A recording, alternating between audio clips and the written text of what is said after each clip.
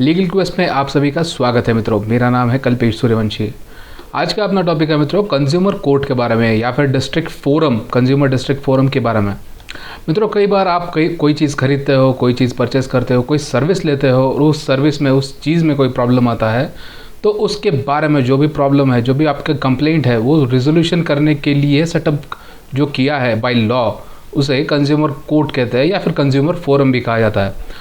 तो इसमें कैसे केस फाइल करते हैं, इसका प्रोसेस कैसे चलता है, इसमें क्या सेक्शंस में फाइल होता है, इसमें क्या रेमेडी मिल सकती है और बेसिकली आपको कैसे कोर्ट में अप्रोच करना है मित्रों।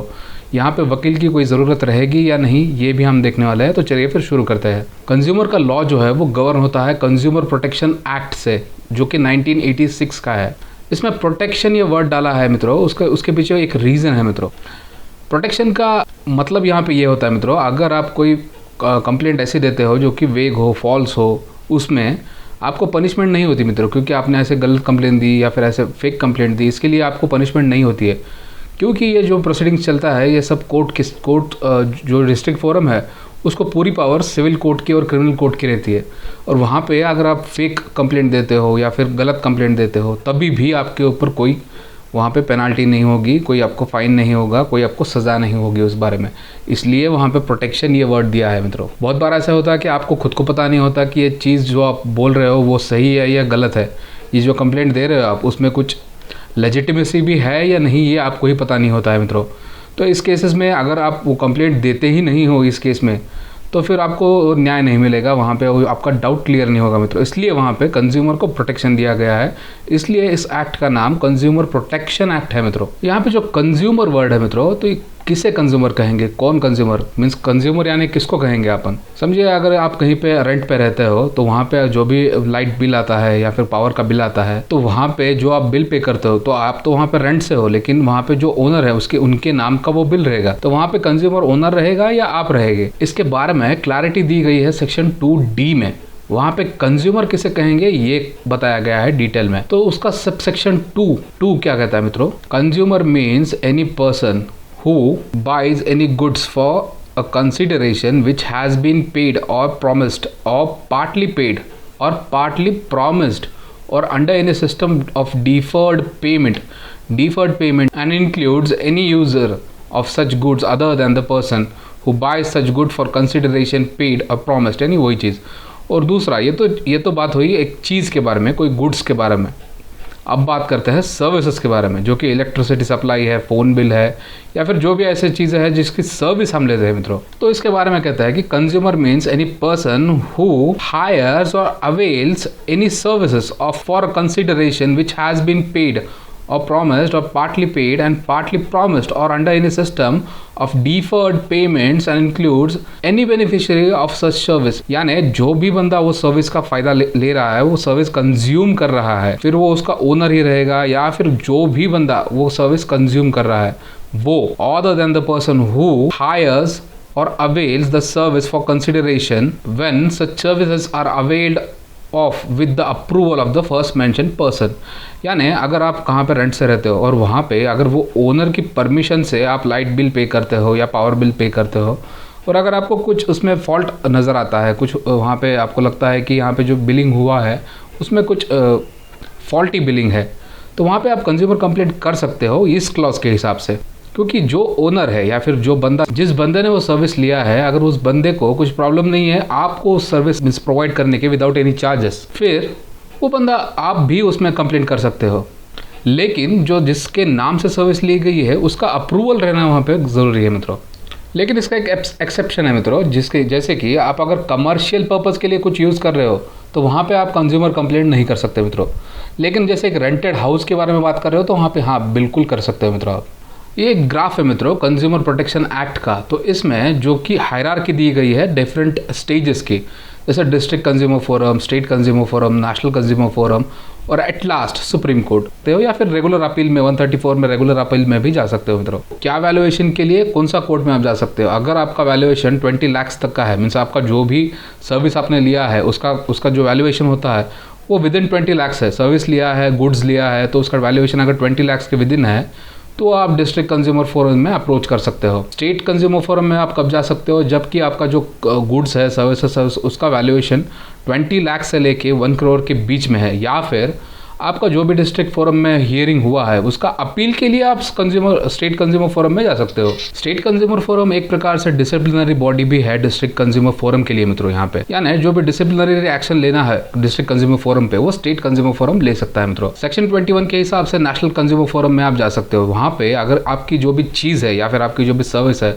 उसका वैल्यूएशन अगर 1 करोड़ से अबव है, यानी 1 करोड़ से स्काई इज द लिमिट है मित्रों, तो वहाँ पे आपका फर्स्ट ज्यूरिसडिक्शन यानी जो भी कोर्ट ऑफ फर्स्ट इंस्टेंस रहेगा वो नेशनल कंज्यूमर कमीशन रहेगा मित्रों। यहाँ पे आप रेगुलर अपील में भी आ सकते हो, और कंज्यूमर जो नेशनल कंज्यूमर कमीशन है मित्रों, उनका एक डिसिप्लिनरी एक्शन रहेगा स्टेट कंज्यूमर कमीशंस पे, यानी एक हायरार्की में दिया गया है मित्रों ये। इसके बाद अगर ये जो नेशनल कंज्यूमर फोरम है, इन्होंने दिया हुआ कोई निर्णय अगर आपको पसंद नहीं है या फिर आपको लगता है कि इन्होंने कुछ एरर किया है इसमें, आप उससे सेटिस्फाइड नहीं हो उनके जो रेजोल्यूशन से, तब आप सुप्रीम कोर्ट में अपील कर सकते हो उस बारे में। तो वो सेक्शन 23 के हिसाब से मित्रों ये तो बात हुई सारे कंज्यूमर फोरम्स के बारे में। अब आपको कब कंज्यूमर कोर्ट जाना पड़ेगा मित्रों, उसके लिए कॉज ऑफ एक्शन रहना बहुत ज़रूरी है।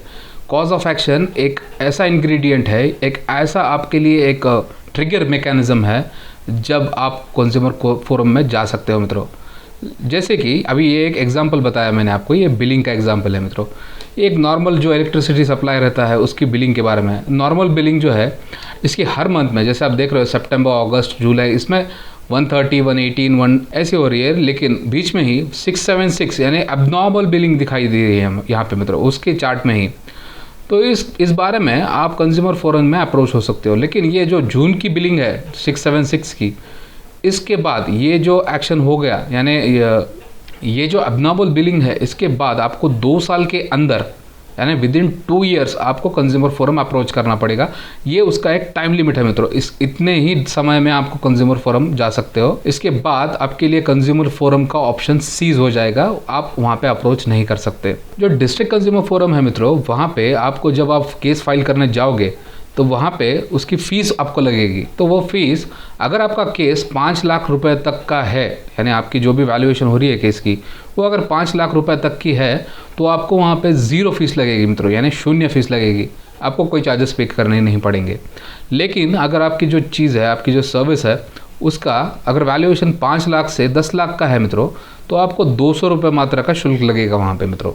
लेकिन अगर 10 लाख से 20 लाख के बीच में है तो आपको 400 रुपये का शुल्क वहाँ पे भरना पड़ेगा, वहाँ पे चार्जेस आपको पे करने पड़ेंगे, तभी आपकी केस वहाँ पे फाइल हो जाएगी मित्रों। तो कंज्यूमर केस फाइल करने के स्टेप्स क्या रहेंगे मित्रों? अगर आपके पास ऐसी कोई चीज़ होती है, आपके साथ में अगर ऐसी कोई चीज़ होती है, तो आप क्या करेंगे मित्रों? सबसे पहले अगर आपको कोई बिल बढ़ा के आ जाता है या फिर कोई भी कंप्लेंट हो जाती है, जो कि आपको एक एक्शन ऐसे होती है कि आपको कंज्यूमर कोर्ट जाना बहुत नेसेसरी होता है मित्रों। तो इन केसेस में जैसे ही आपके साथ एक एक्शन होता है तो कॉज ऑफ एक्शन आपका अराइज होता है मित्रों, और वहाँ पे आपको सबसे पहले जिस भी चीज़ के साथ आपको कंप्लेंट है, ग्रीवियंस है, उनको एक सिंपल एक रिटन एप्लीकेशन देना पड़ेगा कंप्लेंट के बारे में। जो भी आपकी कंप्लेंट है उसके डिटेल स्पेसिफाई कीजिए मित्रों, उसमें पूरे डिटेल्स, जो भी आप उसमें डिटेल्स आप जो भी डाल सकते हो उतने डिटेल में डाल दीजिए, और उसके साथ में उसके आपको जो भी रिलीफ चाहिए उसमें वो भी उसमें मेंशन कीजिए, और एक टाइम लिमिट दीजिए उनको, चाहे 15 दिन का दीजिए, 10 दिन का दीजिए, लेकिन एक स्पेसिफिक टाइम बॉन्ड मैटर में आप उसको डील कीजिए मित्रों। उसके बाद अगर वो टाइम बॉन्ड मैटर में अगर वो आपको अप्रोच नहीं करते तो फिर आपको एक लीगल नोटिस उनको देना पड़ेगा। लीगल नोटिस के लिए आपको कोई वकील की ज़रूरत नहीं है मित्रों, यहाँ पे आप खुद भी लीगल नोटिस, उसकी हेडिंग जो है आपको लीगल नोटिस करके देना पड़ेगा।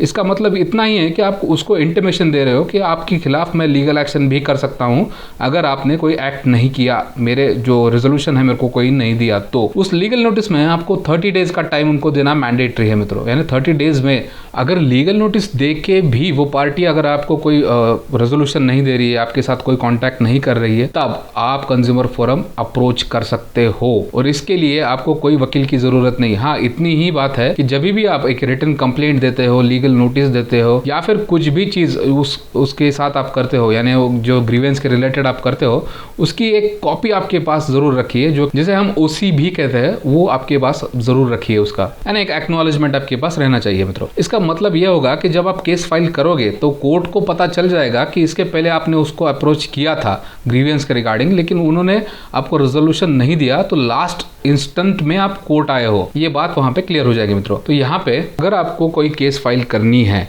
जो कि सिविल कोर्ट में कंज्यूमर के कोर्ट में अगर आपको कोई केस फाइल करनी है, तो वहाँ पे ये वेबसाइट है मित्रों, grahak.maharashtra.gov.in। यहाँ पे आप ऑनलाइन भी कोई केस फाइल कर सकते हो। यहाँ पे जो ई फाइलिंग का सेक्शन दिया है मित्रों, इस सेक्शन में जाके आप कुछ नॉमिनल चार्जेस रहेंगे उनके फाइलिंग के, क्योंकि ये थर्ड पार्टी से फाइलिंग कर रहा है मित्रों। तो यहाँ पे आप डायरेक्ट केस फाइल कर सकते हो ऑनलाइन। इसका एसेंशियल एलिमेंट एक ही है कि आपकी केस तो ऑनलाइन फाइल हो जाएगी, लेकिन जो भी हियरिंग चलेगी उसके लिए आपको प्रेजेंट वहाँ पे रहना बहुत ज़रूरी है मित्रों। बहुत सारे केसेस में अगर आपको फिजिकल प्रेजेंस आपका वहाँ पे नहीं जमता है, कुछ प्रॉब्लम है आपको, तो आप एक लॉयर हायर कर सकते हो उस केस में, लेकिन ऐसा लॉयर हायर करना ही पड़ेगा, ये कोई कंपल्शन वहाँ पे नहीं है मित्रों। महाराष्ट्र इलेक्ट्रिसिटी रेगुलेटरी कमीशन, ये जो कमीशन है मित्रों, ये एक आरबीआई के जैसा रोल प्ले करता है मित्रों। यानी आरबीआई जैसे छोटे बैंक्स के लिए या फिर कोई भी बैंक के लिए जो लाइसेंसिंग देता है बैंक ओपन करने के लिए, चलाने के लिए, रेगुलेट करने के लिए, वही काम महाराष्ट्र इलेक्ट्रिसिटी यानी मर्क कहते हैं इसे मित्रों, ये यहाँ पे रोल प्ले करता है। इनका मेन ऑब्जेक्टिव क्या है? The main objective of establishing this commission is to ensure that the electricity is provided to all households in the state at a price affordable by them through promoting competition in the electricity sector। यानी मित्रों MSEB, for example मैं MSEB के बारे में बात कर रहा हूँ यहाँ पे। MSEB अपने मन से, खुद के मन से आर्बिट्रेरली कोई भी चार्जेस आपके पास से नहीं ले सकती। यानी जो भी एक यूनिट का चार्ज है वो खुद के मन से नहीं लगा सकती, पहले उनको मर्क से परमिशन लेना पड़ेगा, उसके बाद में ही वो आपसे वो चार्जेस ले सकते हैं। और यहाँ पे मर्क लाइसेंसिंग का भी काम करता है मित्रों, जैसे कि एक आरबीआई करता है वैसे ही सेम। और ये CERC यानी सेंट्रल इलेक्ट्रिसिटी रेगुलेटरी कमीशन, जैसे मर्क स्टेट के लिए है वैसे ही CERC सेंट्रल गवर्नमेंट के लिए है मित्रों। यहाँ पे मित्रों जैसे कि मैंने बताया था, मर्क जो है वहाँ पे MSEB को अगर कुछ रेट इंक्रीज करना है, कुछ प्राइसेस बढ़ानी है, रेवेन्यू रिलेटेड वो चीज़ है, तो उनको मर्क को अप्रोच करना पड़ेगा, वहाँ पे एक पिटीशन फाइल करनी पड़ेगी, उसकी पूरी प्रोसेस उनको डिटेल में बतानी पड़ेगी। वो वहाँ पे सक्सीड करते हैं उस केस में, तभी आपके पास से चार्जेस बढ़ाए जाएंगे, आपके पास से ज़्यादा चार्जेस लिए जाएंगे मित्रों। तो ये तो कॉपी है उस ऑर्डर की जिसमें अभी हाल फिलहाल में 30 मार्च को 2020 में इलेक्ट्रिसिटी के बिल्स या उनके रेट में इंक्रीज कराया गया था, बढ़ाया गया थे वो बिल्स। तो ये तो बात करो एक कंज्यूमर कोर्ट के बारे में, कंज्यूमर फोरम के बारे में। अगर आपको इसके बारे में और डिटेल में जानना है और कुछ ज़्यादा आपको इन्फॉर्मेशन चाहिए मित्रों, तो इसके बारे में कमेंट सेक्शन में बात कीजिए मित्रों, और इस वीडियो को लाइक कीजिए, सब्सक्राइब कीजिए और शेयर कीजिए। Thank you.